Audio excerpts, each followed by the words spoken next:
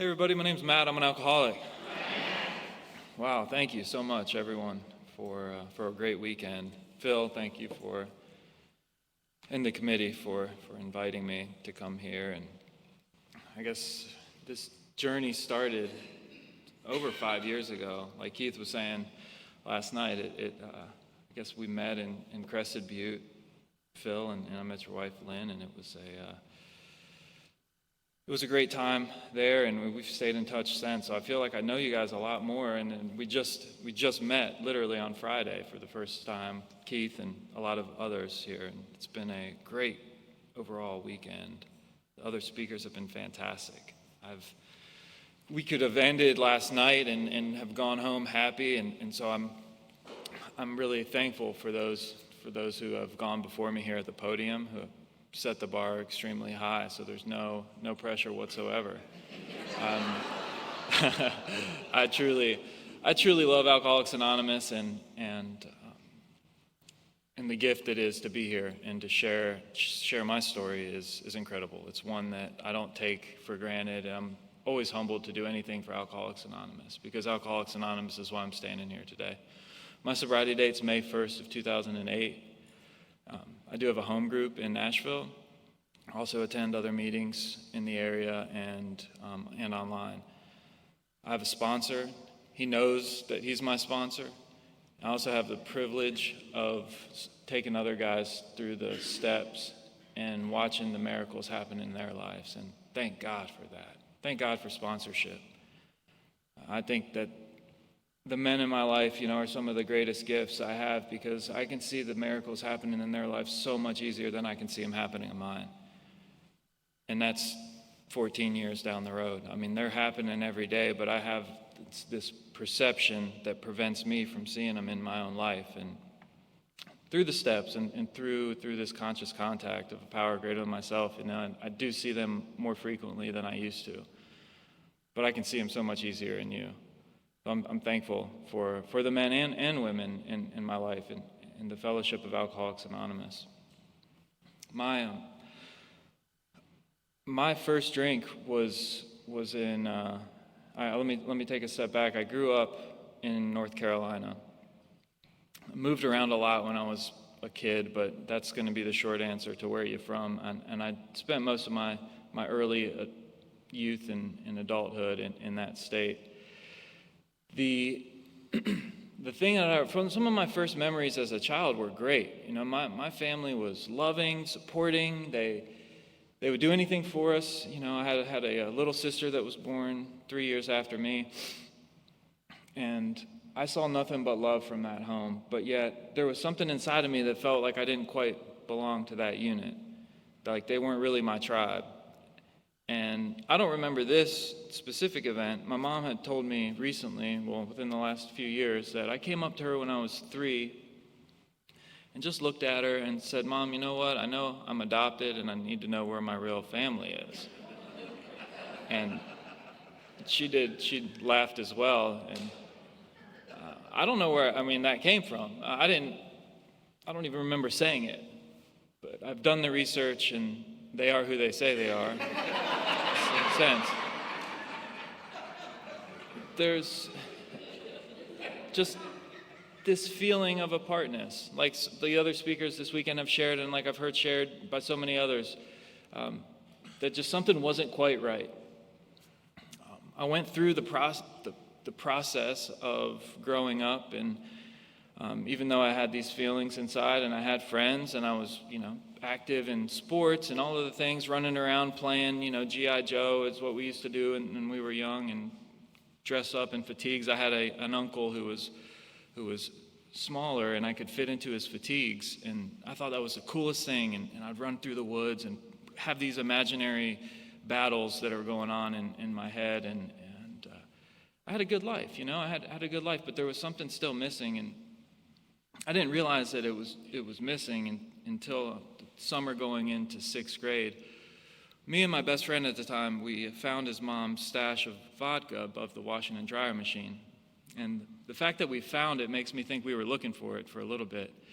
And this was a night that changed my life and would change the trajectory of my life thereafter. And we poured off some of this vodka in a water bottle and put a splash of orange juice in the water bottle and ran off into the woods one summer night, and opened up that water bottle and started guzzling. And in about 3 gulps, I felt my throat start to close, and I thought we might have gotten some cleaner or something that wasn't quite the stuff we were looking for. And thankfully, 2 seconds later, that thing happened, and I felt like warm water was poured from the top of my head down through the end of my toes, and all of that fear and all of that stuff, that apartness that I was experiencing up to this point was gone, and it was just quiet. That was it. It was just that, like I was sitting underwater. And that's all I ever really wanted with alcohol. I didn't want the bruises and bloodshed and broken things and stitches, the tears. I don't want any of that. I just wanted things to be quiet. And alcohol did that for me. It was a medicine, that I had found for the first time, and I was ecstatic. And so I continued to drink. And I drank the rest of my bottle and then whatever my friend couldn't finish. And I don't remember what happened the rest of that night. I remember waking up the next day and spinning, having a hard time keeping things down, and just could not wait to repeat. But at 12 years old, our resources were pretty scarce. We could only take so much from his mom, and then we found my parents' stash. But we were very resourceful, but the supply was not there. And so I couldn't repeat this as much as I would have liked, but that would increase in time. And I would try and recreate that night at 12 years old for the next 10 plus years, as I would continue to drink and continue to try and change the way that I saw the world. I'm so thankful today that, I don't find it necessary to change who I am, where I am, right here and right now. Like, I can go outside and see that river, and I'm there, all in. And what an amazing gift. But at 12 years old, I'm just having fun. And at 14 years, I'm just having fun. And then I'm playing competitive soccer at this time, and I'm on path to go on to have a full ride scholarship at a Division I school, as long as I stayed healthy.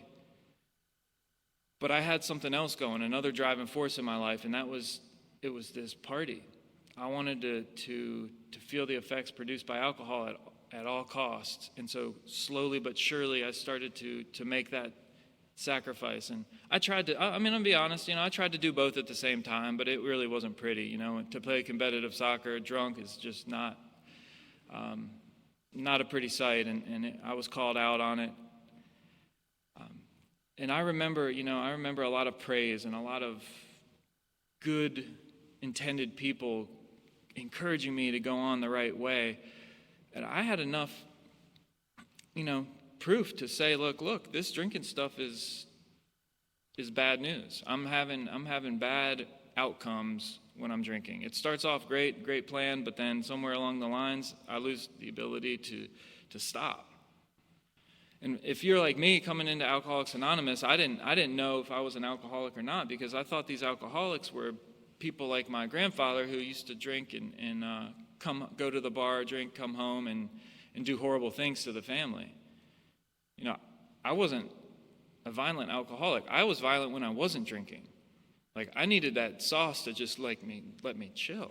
It's only when I wasn't getting my way sober that I became violent, punching holes in walls and doing all types of destructive things to a loving family.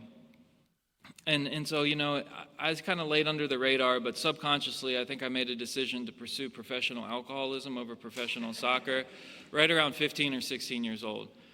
I started driving, and I found out when I drink, I like to travel, and I would start one place and come to in another, and had no recollection of how I got there. I thought that was just a normal night out, normal having fun with the guys, and I found out later that that's not normal at all, and it's quite dangerous. one night in particular, I'm having a couple at the pre-party on my way to the party. I had a car full of people, a two-door car, and had 5 of us in there. And I floor it just to hear the engine purr, and the windows are down, and summer air, whatever. And or actually, it was more in the winter, but it might have been a warm night. But I go right through a stop sign, come crashing over an embankment, and airbags deployed, smoke everywhere. I try to get out of the car, and I can't because the door is jammed up. So I jump out of the window like a NASCAR driver and start running down the road, because that's what I do when things hit the fan. I run. I don't have any other coping mechanisms, and I was scared, so I run. But now this is in Durham County, and in Durham County, it's very rural. They don't have street lights or anything, so I got about 10 to 15 feet away from my car, and I couldn't see my hand in front of my face, so I stopped. I turned around and I looked, and I saw the smoke coming out of my car and everything, and it was only at that point, maybe a minute or two later, that I realized that there were actually people in the car with me. And but for the grace of God, nobody was seriously injured. But that's just me. That's this self-centered alcoholic to the extreme, where I go through like a tornado, and I have no propensity to understand that there's other people involved, that I may be hurting other people, because it's all about me. But this was in the late 90s, or maybe right at the turn of the after Y2K, like right at the end of like early 2000s, and we didn't have cell phones, so what we ended up doing, thankfully there was another person following us, picked us up in their station wagon, and we rode on to the party, had a couple shots, and I called home from the landline, and my mom picked up the phone. I was like, "Mom, you won't believe what happened. Somebody stole my car," and she's like, "Stop it. The police are here. They told us what happened.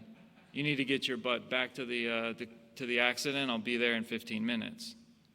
She might not have said it that nicely, but the point was taken. So I get back up to the crime scene or the accident.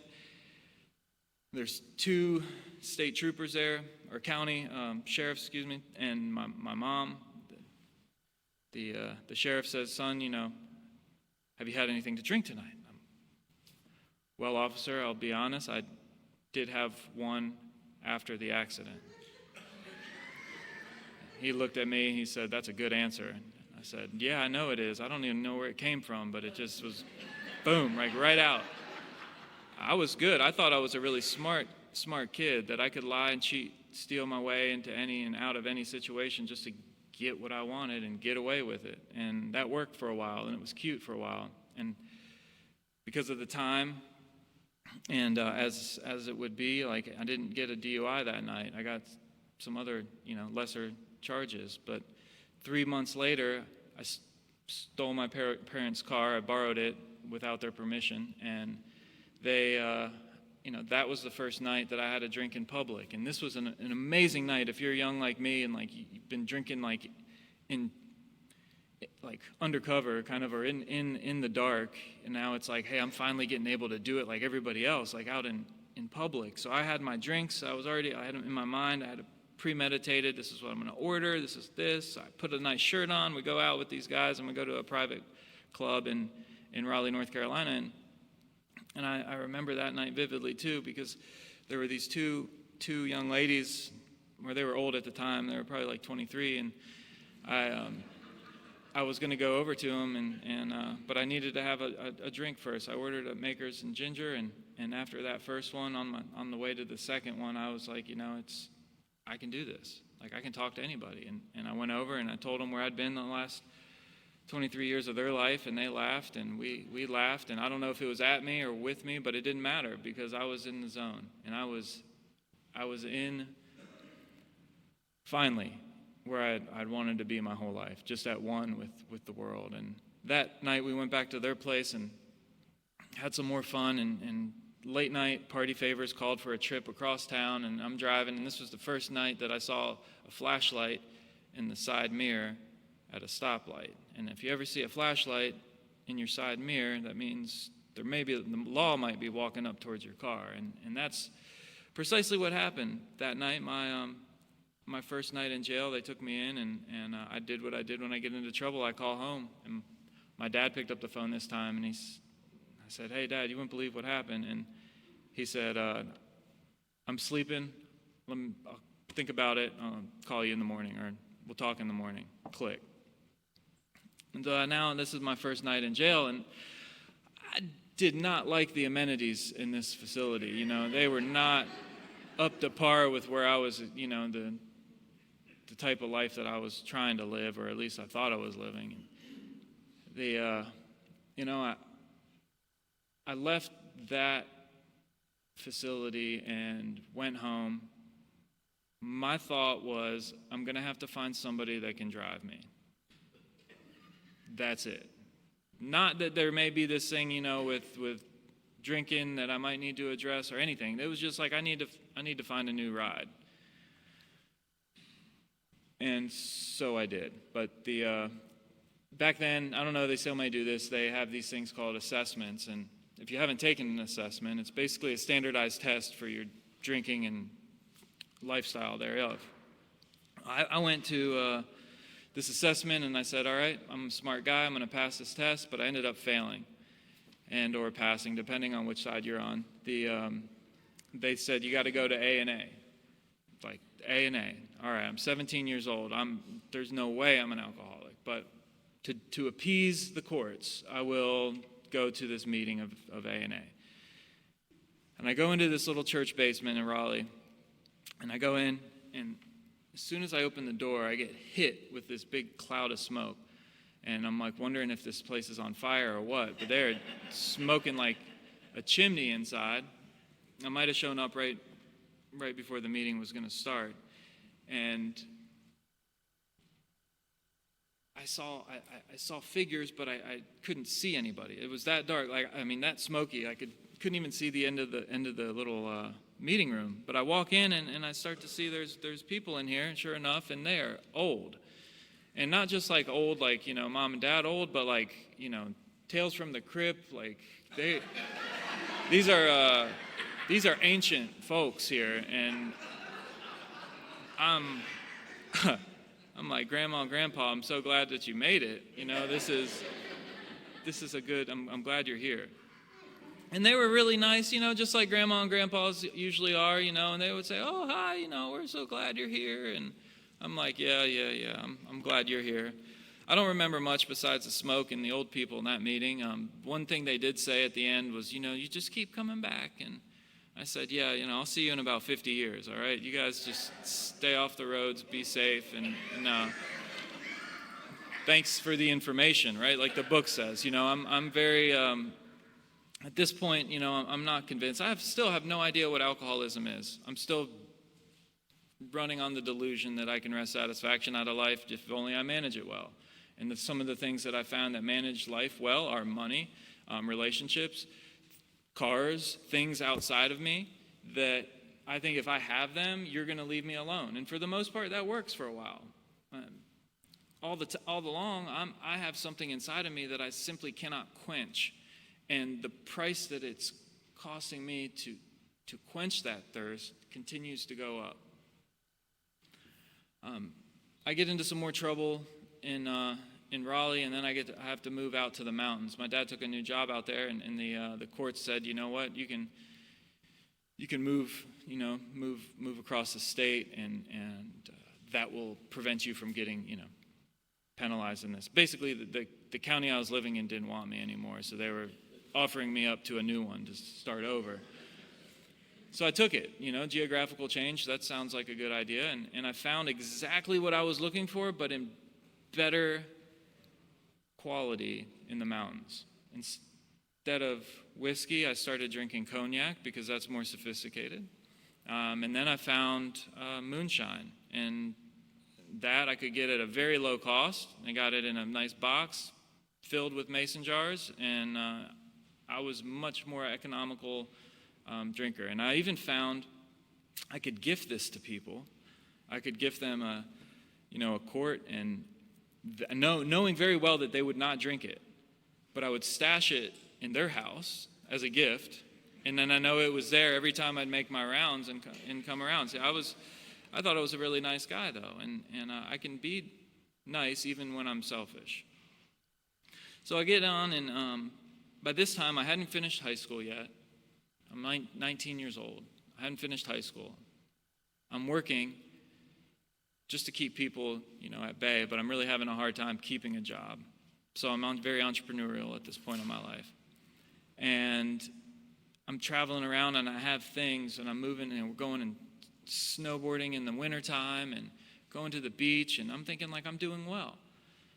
And in the summer of 2003, I am longboarding down this new hill in the mountains, and I don't remember exactly what happened, but what I was told is that I was trying to do a power slide. I was going about 10 miles an hour down this hill and went right through a stop sign and tried to do a power slide at the end, and I hit head to concrete and was pretty much DOA when the ambulance came there. Luckily, my roommate was with. He saw it go down from afar. He was able to call for help, and I don't know what that must have been like for my parents, but I imagine it was pretty traumatic for them to get that phone call at 3 a.m. that I was at the hospital and had a severe traumatic brain injury where they didn't know what was going to happen next.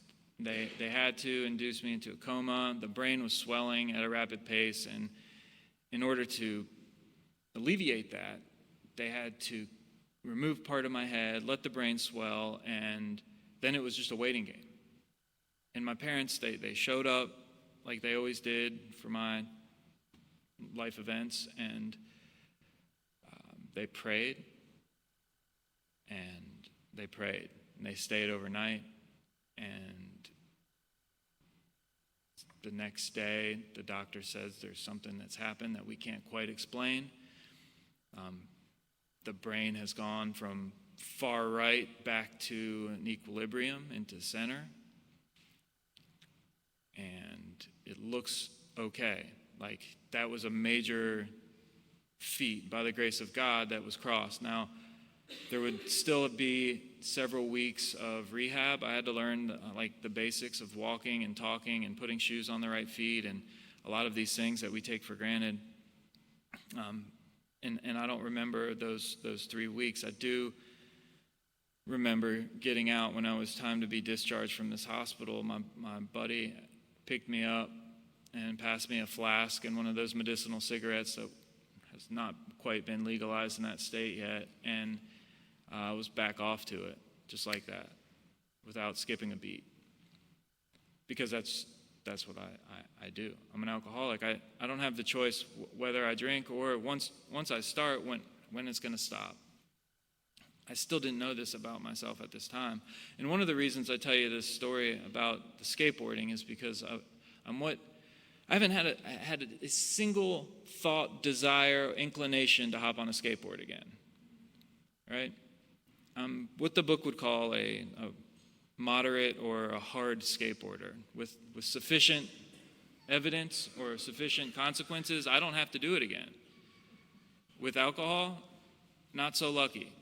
I had enough beatings consequentially from alcohol by the time I was 16, 15, 17 to put the plug in the jug and turn away and to not drink again. If consequences were enough, you would have a different speaker this morning.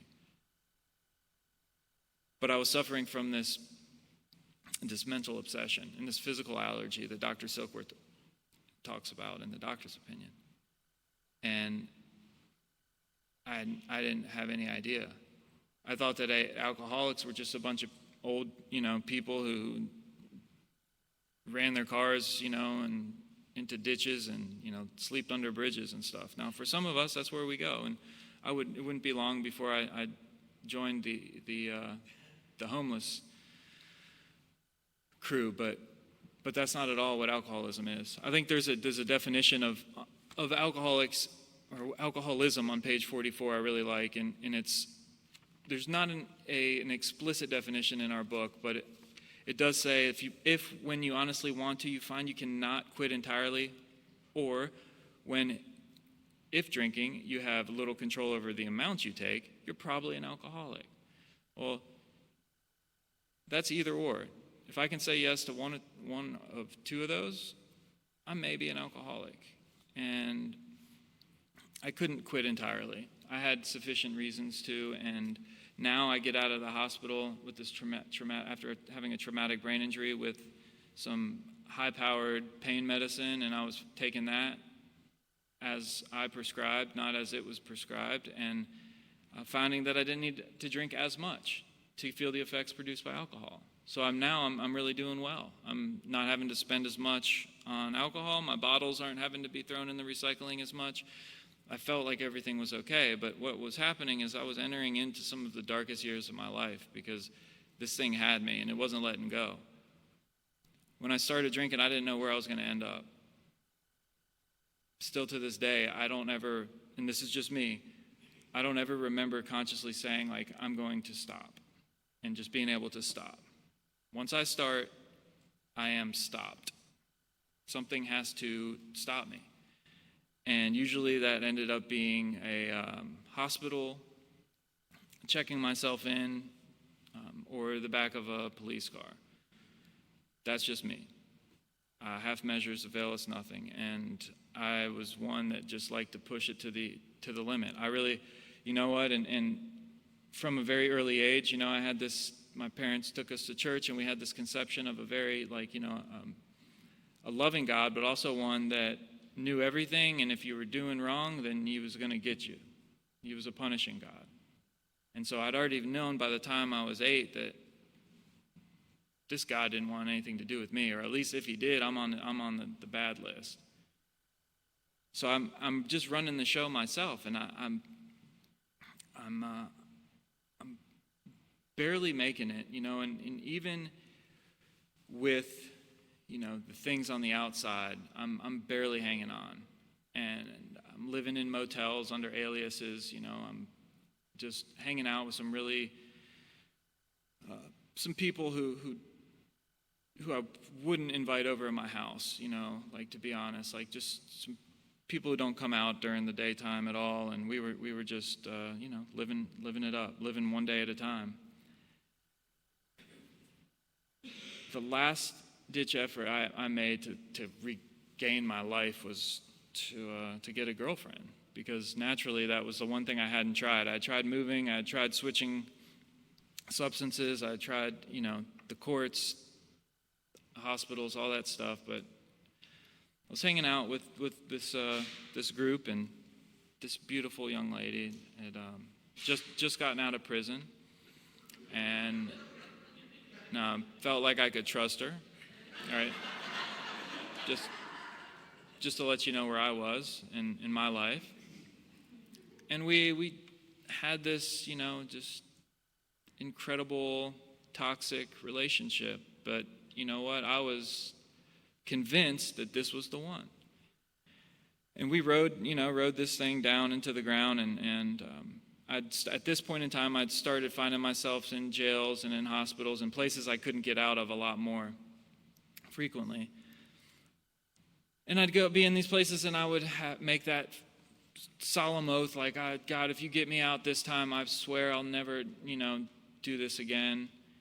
And I would get out, and eventually the plan would change. I would find you guys coming into places that I couldn't get out of a lot. It's really weird, you know, AA just shows up in places, and I couldn't understand that at all. But I just kept pushing forward, and the judge gets tired of seeing you after a while, you know, and something has to change. I had opportunities for drug court, blew that by, you know. I'm just like, I need to save her. I need to just do me. I'm okay. You know, all of these delusions that I was living under, and what I pray to be my last drink went something like this. It was around 55 days. I could never get to 60 days. That was just a way far off place. Something came, and, you know, I had this thing inside of me that the book talks about. this inability to recall with sufficient, force the pain and the misery of a week, a month ago, I would just get thirsty. And that's what happened at this Mexican restaurant. I was having nachos. I was 55 days in the deal, around AA. I wasn't in AA because I found to be in AA, I have to be doing what the people in AA are doing. But I was around there. I was just sitting at the meetings, sitting around, just hoping to get this thing from osmosis. And I was at lunch that day, had just gotten paid, and was eating nachos. And the next logical thought was a Corona, and that's what I ordered without any thought whatsoever. And that started a spree, another drinking spree, but also one of a criminal nature. And it went on for several weeks. And it brought me to May 1st of 2008, where by this time, I'm living in a car. I don't have a home. I'm not homeless because I have a car. Technically, that's my home. And it was an old, a Buick, small Buick. Me and my Bonnie were living in there, and the plan was to go home and say goodbye to my mom and my dog, because they were the only two things that would have anything to do with me anymore. And then to get out of the state and get out of the country, because I knew I had made some decisions based on self through the period of the last 2 weeks that did not make me a welcome person in this state. So first it was the county, and then it was a couple counties, and now my world's getting smaller and smaller, and I can't even be in this state anymore. So that was the plan, and I go, and my parents were living in this gated community, so I punched the number, at the gate, and my mom hadn't heard from me, and God knows how long. She let me in, and we're driving through this little mountain roads, and all of a sudden I see an undercover sitting at the bottom of this hill right by the stop sign, and there's no way that I can turn around at this point, otherwise I'd drive off the cliff. So I approach, and very cool and nonchalantly, he has his hand on the gun, and it's coming out, and he asked me, where have I been? And I said, you know what, we just went down to the store. But he wasn't buying that story this time, and I got put in the back of his car. Within minutes, the whole street was lined up with government vehicles. There was a dog in my car, and it wasn't my dog. And then there was all types of dramas. I heard helicopters. It was not a good day for the home team. And I'm sitting in the back of this car looking, and then here comes my mom. I see her talking to one of the agents there. And then she comes by the car as I'm the one I'm sitting in, and I see her face, and the only way I can describe it is that of a mother that's standing over her son's casket.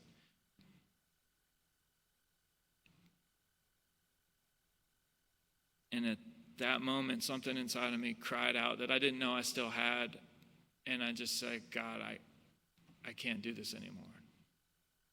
No, please help me. I'm willing to do whatever it takes.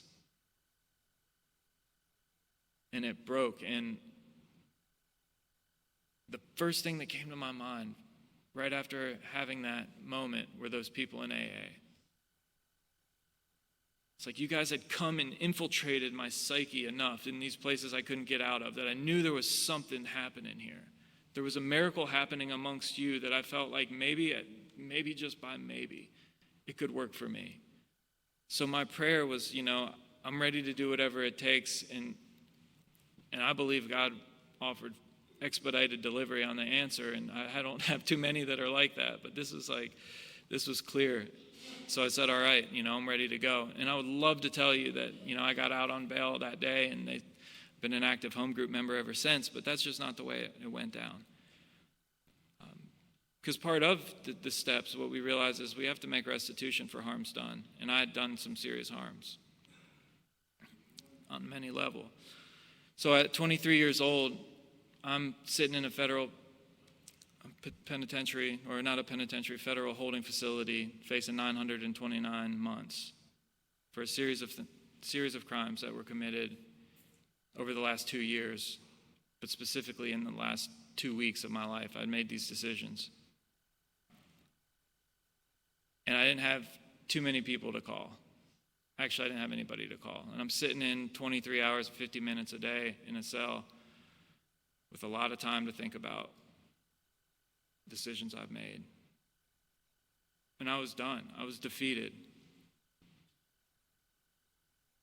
It's a dark and it's a cold place.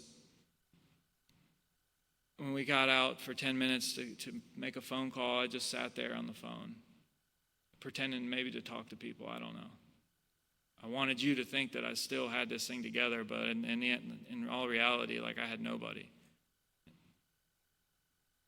Fast forward a couple more weeks down the line, my charges are coming in, and it's not looking good. And a man came to a jail,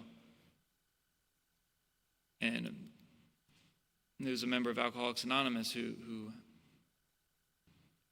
was offering to come for a meeting, and I don't remember a single thing this guy said, right? But I remember he came when he said he was going to be there. And at the end of the meeting, he got in the elevator and he went down to his house, his dog, or whatever, his family. And I went back to my world, which was the size of a small bathroom. And that was an attractive message that he carried. So I don't know if anybody in here is involved in corrections or institutions or hospitals. Or thinking about getting involved in these things. It's not so much what you say, but just being there, bringing a message, your experience, that oftentimes carries more weight than anything. For me, it did. I'll be forever grateful for that man, because the seeds had been planted in several meetings prior, but you know what? He was able to water it a little bit more and help to bring a little bit of light into a dark and cold place. Now, I still had to go before the court, and at this time, my dad had been diagnosed. We had some communication with the family, and we found out that he'd been diagnosed with this rare form of cancer. They gave him 18 months to live. And I'm sitting in here facing big time. And for reasons unbeknownst to me, besides just simply love, they decided to refi their house, or somehow they got some money together and got me a good lawyer, and we're going to try and beat this case, or at least try and mitigate the extent. And they did. And even this high-profile lawyer said the best we're going to looking at is habitual felon, and this is 7 to 13. So it's getting a little bit better. But you guys told me just to stay in today, to do the little things today. And so I didn't have a big book at my disposal. I was using like a little, one of those little Gideon things that they sent. They dispersed them, and there was a proverb every day, and that was my little daily reflection. I would just read one of these things every day. I was seeking, with whatever you gave me, like I would seek. And when it came time to get my verdict, it was another gift from God. And I got 2 10 to 12 months back to back, so 20 to 24 in state prison, not federal. So there was some good things like happening in my favor. It didn't look really good at the time, but in hindsight, this was me being rescued. And I had the same choices that I had in there that I did out here. But even more so, because what are they going to do? Put me in jail? Like, I'm running from things my whole life. I've run from pain, and there's a lot of pain inside, and I have a lot of fear. But I knew that like if I was going to make it, if I even had a chance to get out in time to see my dad, like I was going to have to bring my A game. And the only way I knew how to get an A game is through you guys, because you seem to have found a way to navigate life sober where I had failed miserably. And so I at my first opportunity, I got a sponsor, and it's kind of cool the way that worked. When you show up, once you process and you get into prison, they say, they said, do you want to work or do you want to go to school? And I said, well, I need to work because I don't have any money. And they said, well, you can't work, you need to go to school. I said, well, okay, why'd you ask me? And then what classes do you want to take? They said, what classes are available? They said, you have like a home ec class where you get to bake, you have horticulture class, you have mason class. I was like, well, baking, I'm hungry, let's bake. And he said, well, baking class is full.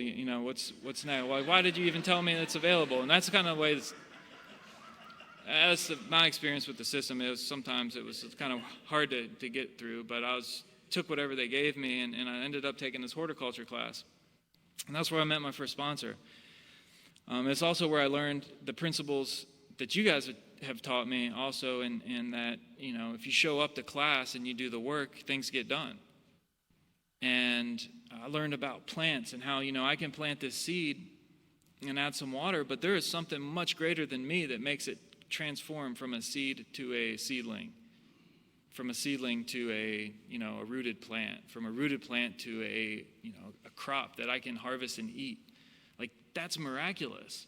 I can't explain that. Sure, there's science words for it and stuff like that, but if that's not God, like, doing, something, I don't know what is. For me, that's all it took to make my beginning. It was this idea that all I can do is plant the seed and put some water on it, and then God's going to let it grow. And that's been my experience with recovery.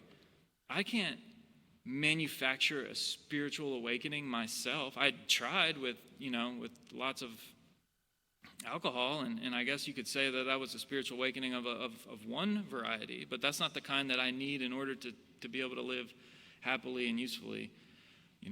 I needed one of a higher spirit. And so what do? I keep showing up to class, and I get a little certificate. But at this time, I asked Terry to ask me, if he would be my sponsor. And that was one of the most terrifying things, I'd ever done. First, asking for help, saying I don't know how to stay sober. Probably some of the hardest 3 words I could put together, at that point in time. But I was desperate. I really truly knew that I didn't have a chance of beating this thing by myself, and so I needed to enlist the help of people who knew. And Terry and I would sit out on the yard, and he would read, and I would listen. This book here, and I'd said, Terry, you know what? I know how to read. He said, Matt, I'd suggest you take the cotton out of your ears and you put it in your mouth and you listen. And he said it with so much love, I couldn't be mad at him, but I really needed to hear that. He would say lots of things like this, I just need to be present. One of the things he told me is, you don't stop thinking. It's like, well, what are you talking about, stop thinking? If I don't think, I'm going to get hurt out here. I had to have a head on a swivel all times. And he's like, Matt, don't think. I start not thinking about not thinking, and I've already failed the assignment. But it's a beautiful exercise. If I could ever get to that point, I would be, I would probably be like, maybe a long-term sobriety, who knows. But I truly think that's where I'm trying to get to through working these steps, is just to stop thinking so much about me and maybe more about you. And as a result of that, I get to experience the miracles that are happening in our presence. But while Terry and I are working together, I'm having to borrow a book from the chaplain, who facilitates the meetings inside. And I really wanted my own book so I could underline things and make comments and whatever I saw you guys doing, and I wanted to do that. And I felt way too guilty to reach out and reach for home, because I've already asked way too much for those from my parents, stole from them, did horrible things to them. I couldn't ask them for help. Terry said, hey, Matt, there's an address in the back of the big book. Why don't you try writing them and letting them know that you'd like a book? It's like, all right, I don't have much else to do, I'll write a letter. What's it going to take? A stamp. So there's an address at box 459. I write AA, let them know I'm where I'm at. I'd like a book. Forget I even wrote the letter. Several weeks pass. I get called down to the mailroom, and then I get a package, and it's from Alcoholics Anonymous. And inside the package, there's a letter. I've kept the letter. It meant a lot to me, and I took a picture of it, and I'd just like to read a section of it. It says, Dear Matthew, your recent letter has come to me as I am currently serving on the corrections assignment here at General Service Office. My name is Gail, and I'm an alcoholic, and it is good to have this opportunity to be in touch.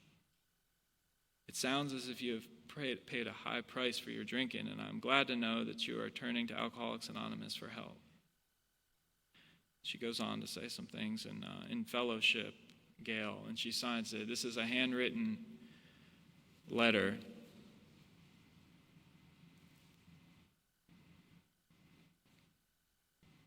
And for me, my world got a lot bigger that day. I realized that Alcoholics Anonymous was outside of this prison, that there was actually another alcoholic in New York that took the time enough to care about me and write me a letter, and that they were able to send me some literature.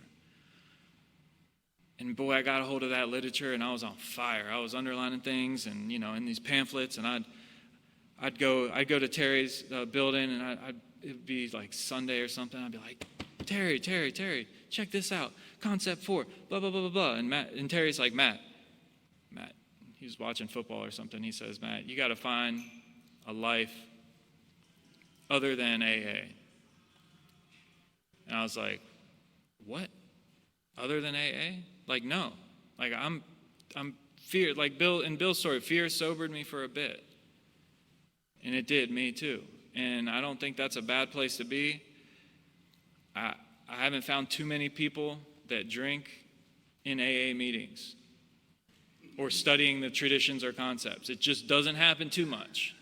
I haven't seen it. However, his point is that we get sober so that we can practice these principles in all of our affairs, and that we can have a life. And I thought that at 23 years old, to not drink, that my life was over. I mean, just go ahead and take me out back and just put one, in the back of my head so I don't have to live anymore. Because to not drink, everything was associated with drinking. That was my life. If it wasn't drinking, it was the lifestyle around it that was so attractive to me that I couldn't think about how to live without it. I took Harry's suggestions. I started playing chess, and that worked. And I started doing some other things. But AA has remained to be the center of my life. It's because of AA that I get to do all of these other things, and it's because of AA that, I was in meetings early on with people of all different world religions, Muslims, Hindus, people of Buddhist practice. We were all together with one common purpose. We didn't bring that. That was our own personal experience, and that's great. Like, where else in the world can you have such peace and harmony with so many different opinions? And God knows if anybody has an opinion, it's me and alcoholics like me. So it was a beautiful thing. Like, we were people who would not mix. Out on the yard, you wouldn't see us hanging together, but like in this meeting, we were one. And I felt as protected as one could feel inside of a prison. And fast forward, Terry and I got through first 8 steps. We got a list of people who had harmed, got it from the 4th step, and next to each one, he had put now, later, and never. We reviewed each one, and now meant I was going to make these amends as soon as I got home. Later would be later, as the 8-step prayers would allow, and never would be like, don't talk to this person ever again. Pretty self-explanatory, right? Well, right around that point in time, I get moved to another facility, and at that facility, I already had a sponsor waiting for me because we talk. Our sponsorship lineage is like we get messages through facilities, and so my sponsor was waiting for me. His name was Juan, and Juan's like, let's go back through the work, what you've done up to this point. We go through the first 8 steps. He looks at my 8-step list. We review it together, and he says, now means now. You need to get a piece of paper and a pen and start writing some letters. I'll be forever grateful for him and for the ability to start making these amends immediately. For those people like my mom who weren't on my visitation list because she didn't want to come and visit me, rightfully so, I wrote a letter, and I followed the directions. Juan showed me exactly in this book what the amends are about and what they're supposed to say, how I'm supposed to make them. And I think it's still a great exercise for the guys that I work with prior to making that in-person amends, which is my preference, is to write it out on paper just to outline how simple it is. This is what I've done. to hurt you, and I need to know what I can do right now to make it right. My life depends on it. And I said, in my situation, I need to know what I can do exactly like right now, this moment, today, not when I get home. And I wrote one to my mom. She was at the top of my list, and this is a lady who I'd harmed. Everything except for physically putting my hands on her, I did it. And it's hard to put that in a concise sentence, but I followed the directions, and I shipped off the letter, and I forgot about it. And a couple weeks later, I get some mail, and I read her letter, and it says, Matt, the only thing that we want from you is for you to love yourself like we've loved you this whole time. And it just burst, I start crying uncontrollably, snot, and it's not really a cool thing when you're in prison, but I couldn't help it. I was letting it flow, and it was like, that's it.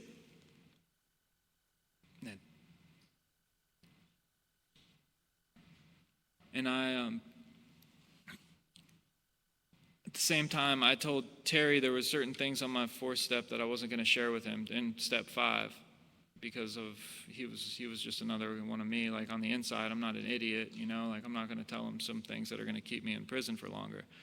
He respected that, but I had the opportunity to meet a man of the cloth who was able to hear the last part of my 5th step.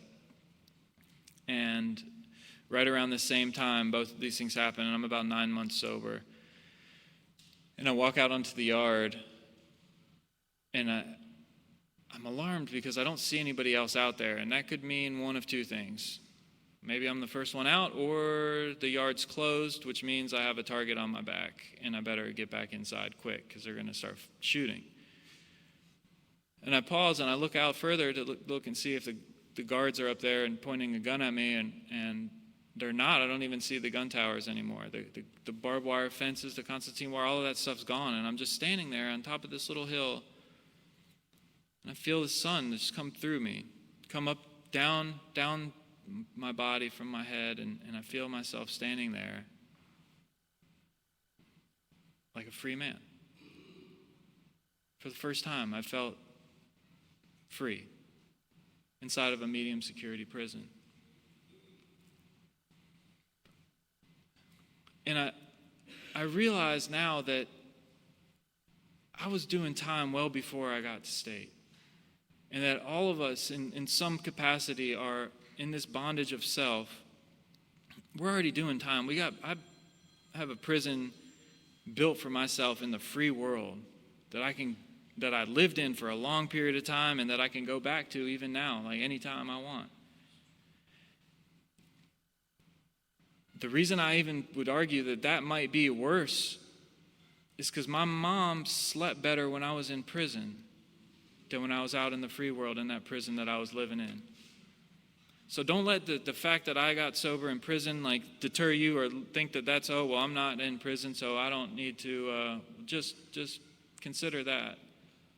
If you do happen to find yourself in prison, though, it's a great place to get sober. I wouldn't suggest it. I really wouldn't, not highly recommend it, but if you do, there's no middle of the road. So, and I've learned when I was inside, I learned about guys like Tom I, who is influential in the North Carolina prison system, and he has set some programs up that I was able to participate in. Like, there were different meetings. This one facility in particular, we had an AA history meeting, we had book studies, there was just an immaculate resources there, and I read about his story, and he had done some things like me, but even more traumatic, and he had gone on to get out and become a warden of the prison, and I'm like, that's amazing, how is that even possible? But if he can do it, maybe I can get out of here and do something with my life too. And then at the last facility I was at, just coming up on my 20 months, my dad had promised me, we had started to talk and started to write letters, correspond through this time, and have just some of the best conversations that we had in my whole life. And he said he had promised that he was going to be there to pick me up when the time came. There was, through my 8-step list, there was another, one of his good friends, business partners, and a good family friend had also been harmed. I had also harmed. And he was in the same city in the prison I was at, so I asked if he would come and visit, if I could schedule some time to do this amends and direct. And I did, and through the process of the amends, like, I was able to clean up my side of the street, but he had realized that there were some things that he was really kind of mad about, and at the same time, it was a healing moment for both of us. And I was also able to clean up my side of the street with my dad, and just the event that, you know, he wasn't going to make it. But it ended up being that he was able to pick me up.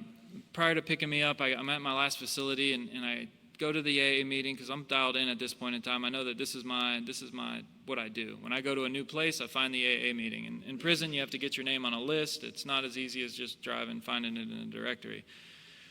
But I show up, and then in this meeting comes a man who, his name's Bob, and he said he comes to prison so he doesn't have to come to prison. And I was like, that's interesting. Tell me more. And he's an upstanding member of Alcoholics Anonymous. He said that he would be my sponsor. We went back through the work. This is the first time that I had a sponsor who was outside. You know, up to this point, it was all other inmates that were carrying me through the steps and that I was sponsoring.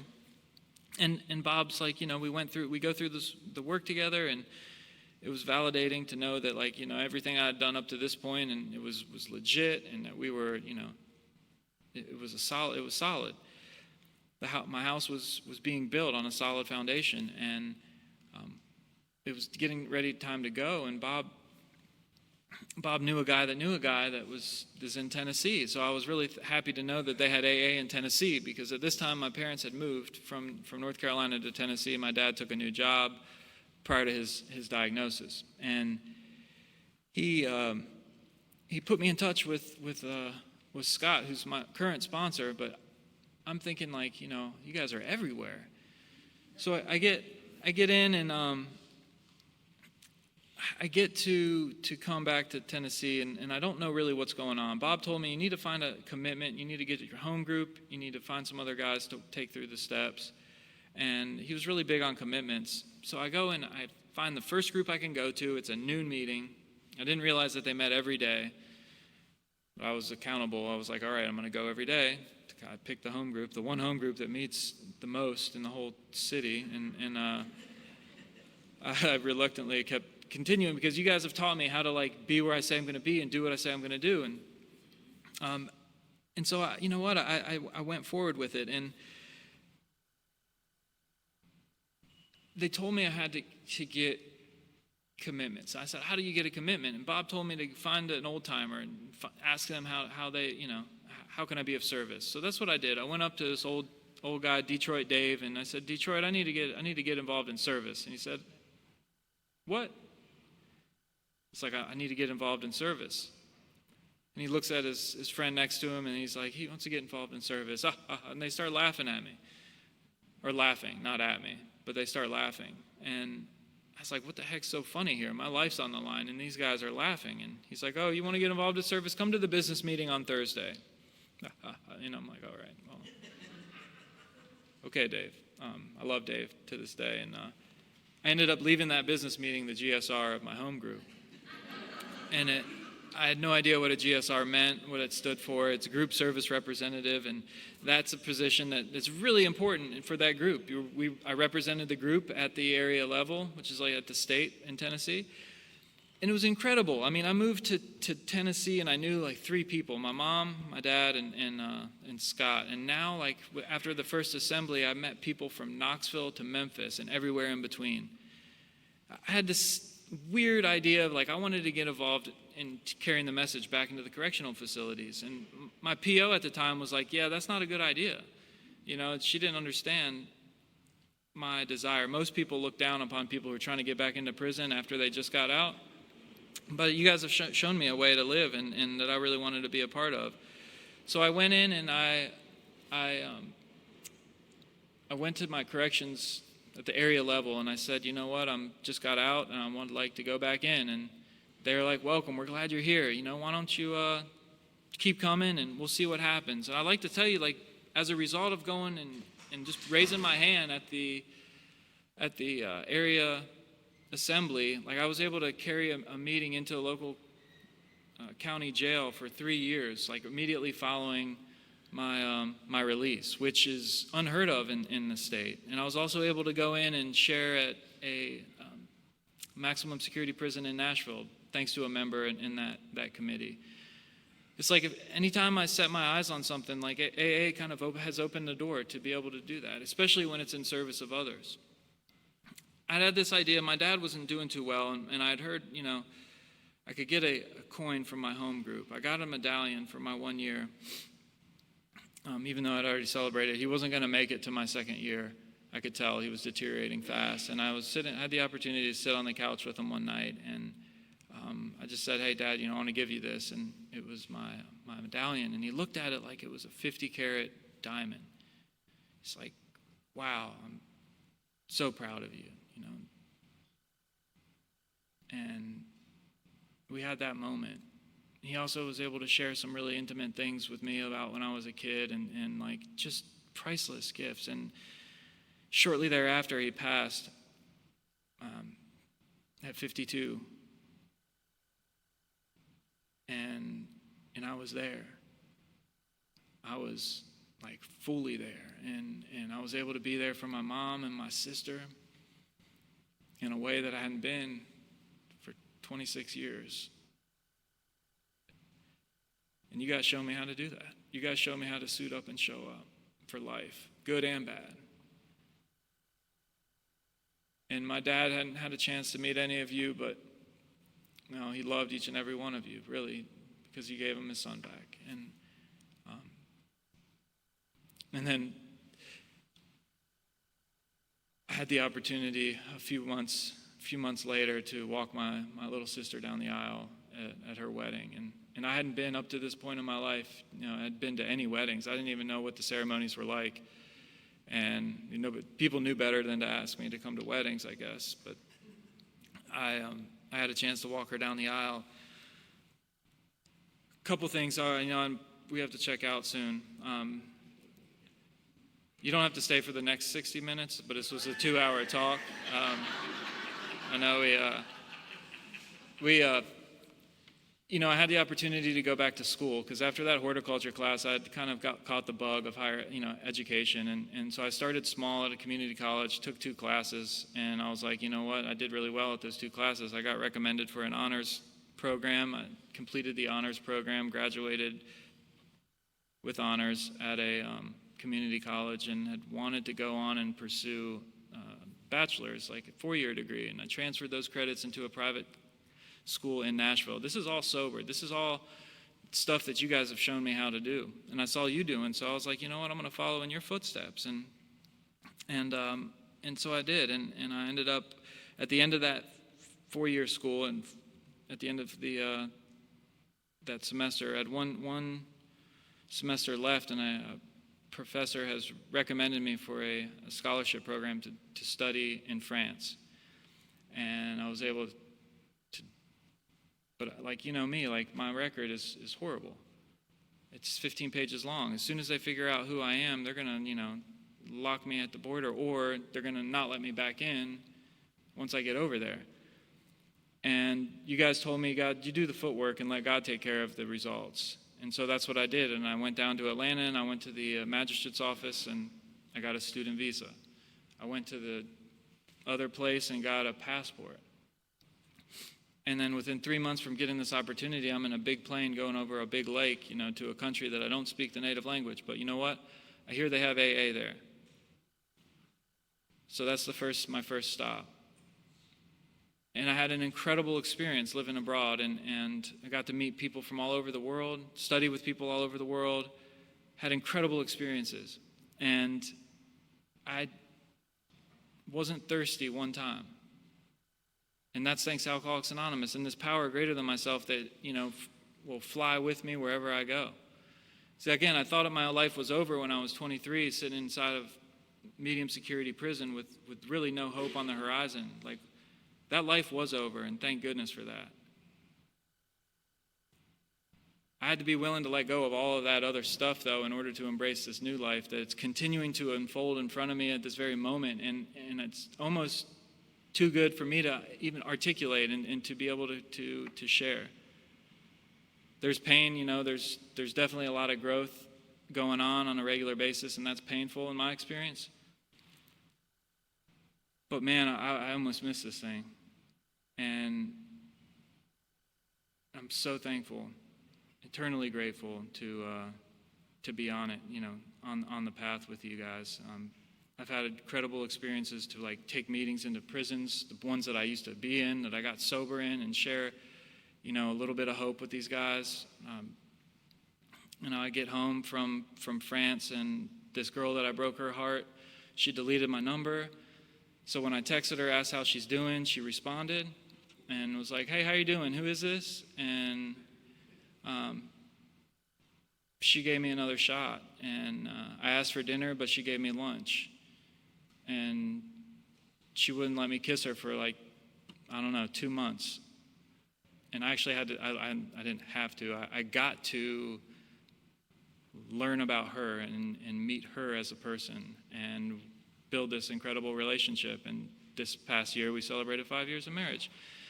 And for a guy like me, I burn bridges and leave town. And now you guys have shown me how to build them and set up a house and a happy place for people to come and for people to feel welcome. And thank you all for the gifts that you've shared with me. And I feel like I'm riding on your shoulders to where I am today, and continue to be there for you if there's anything I can ever do to help. I'm only a phone call away. I love you all. Thank you.